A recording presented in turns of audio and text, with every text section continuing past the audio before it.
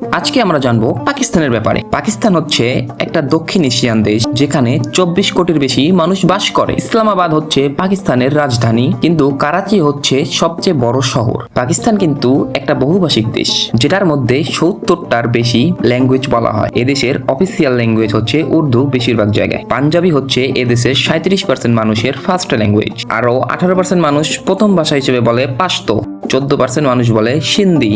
মাত্র 9% মানুষ উর্দু তাদের প্রথম ভাষা হিসেবে বলে। ইসলাম হচ্ছে পাকিস্তানের রাষ্ট্রের অফিসিয়াল ধর্ম এন্ড এদেশের 96% মানুষ ইসলামকে ফলো করে। এখনকার পাকিস্তানের বাউন্ডারির মধ্যে ইসলাম প্রথম আসে হচ্ছে 8th সেঞ্চুরিতে, যখন আরবরা এই জায়গাটাকে নিয়ন্ত্রণ করা শুরু করে। তারপর বেশ কয়েকটা ইসলামিক সাম্রাজ্যের আন্ডারে ইসলাম এখানে আরো প্রসারিত হয়, যেমন গাজনাভিদ বা দিল্লি সুলতানেত বা মুঘল সাম্রাজ্যে। পাকিস্তানে কিছু চমৎকার ইসলামিক আর্কিটেকচার ল্যান্ডমার্ক রয়েছে, যেমন লাহোরের বাদশাহী মসজিদ, যেটাকে বানানো হয়েছিল 1773 সালে। ইন্দাস ভ্যালি, যেটা বেশিরভাগ পাকিস্তানের আজকের বর্ডারের মধ্যে ছিল, একটা বড় সভ্যতা ছিল 3300 খ্রিস্টপূর্ব থেকে 1300 খ্রিস্টপূর্ব পর্যন্ত।